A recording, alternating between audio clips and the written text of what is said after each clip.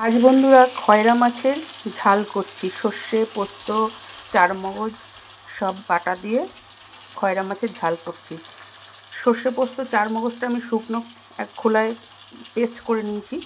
তারপরে গরম জলে গরম জলে ওই গুঁড়োটা দিয়ে নুন, হলুদ, কাশ্মীরি লঙ্কার গুঁড়ো, মিষ্টি সব দিয়ে একবারে রেখে দিয়েছি, জল দিয়ে গুলে রেখেছি। এবার আমি মাছটা ভেজে নিচ্ছি। খয়রা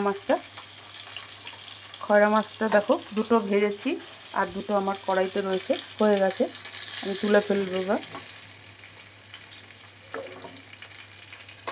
সর্ষে পোস্তের জিনিস যদি তোমরা একটু পেঁয়াজ ফোড়ন দিয়ে করো তাহলে খেতে অসাধারণ লাগে।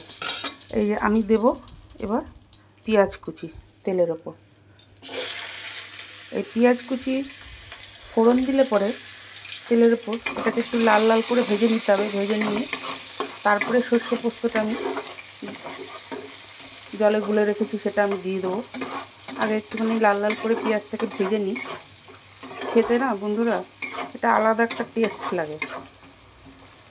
পাঁচফোড়ন সম্বার দিয়েও করা যায় সর্ষে পোস্ত দিয়ে, কিন্তু আমি একটুখানি পেঁয়াজ ফোড়ন দিয়ে করলাম আজকে। খয়রা মাছটা খেতে অন্যরকম টেস্ট হবে। এটা তোমরা দেখতে থাকো কীভাবে করছি। পেঁয়াজটা ভেজে নিই লাল লাল করে, তারপরে ফিরে আসছি পরবর্তী স্টেপে। দেখো বন্ধুরা, পেঁয়াজটা আমার লাল লাল করে ভাজা হয়ে গেছে। এবার আমি সর্ষে পোস্তটা ভিজিয়ে রেখেছিলাম সেটা আমি দিয়ে দিলাম। এর মধ্যে তো সব মশলাই দেওয়া আছে। বাটিটা ধুয়ে এবার জল দিয়ে দেবো।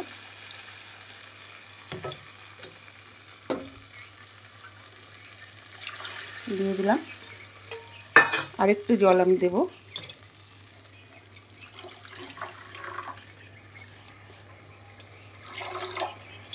জল দিয়ে এবার মাছগুলো আমি দিয়ে দেবো কড়াইতে।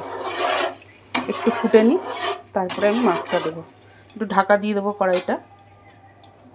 একটু ফুটে উঠলে তারপরে আমি মাছগুলো দিয়ে দেবো ঝোলের মধ্যে। ফিরে আসি পরবর্তী স্টেপে। এবার দেখো বন্ধুরা, মাছগুলো আমি দিয়ে দিয়েছি। ঝোলটা আমার ফুটে উঠেছে, মাছগুলো আমি দিয়ে দিয়েছি। এবার মাছগুলো ভালো করে ফুটলে আরেকবার উল্টে দেবো। এক পিঠ ফুটে উঠলে আরেক পিঠ উল্টে দেবো। তারপরে একটু যখন মাখা মাখা হবে গ্যাসটা অফ করে দেবো। দেখো ফিরে আসছি পরবর্তী স্টেপে। দেখো বন্ধুরা, আমার খয়রা মাছের ঝাল একদম কমপ্লিট। তোমরা এরকম সর্ষে পোস্ত দিয়ে যে কোনো মাছ যদি ঝাল করো একটু পেঁয়াজ ফোড়ন দিয়ে করবে, দেখবে একটা আলাদা স্বাদ লাগে সেই মাছের ঝোলটা খেতে। অন্যরকম একটু টেস্ট হয় সেই মাছের ঝোলটা। ওই জন্য আমি একটু পেঁয়াজ ফোড়ন দিয়ে করলাম, তাই তোমাদের সাথে শেয়ার করলাম। তোমাদের যদি ভালো লাগে তাহলে একটা লাইক কমেন্ট শেয়ার করে অবশ্যই পাশে থেকো। আজ তাহলে এই পর্যন্ত। কাল আবার নতুন কোনো ভিডিও নিয়ে হাজির হব। ততক্ষণে তোমরা সুস্থ থেকো, ভালো থেকো, সাবধানে থেকো। আজকের মতো টাটা, বাই বাই।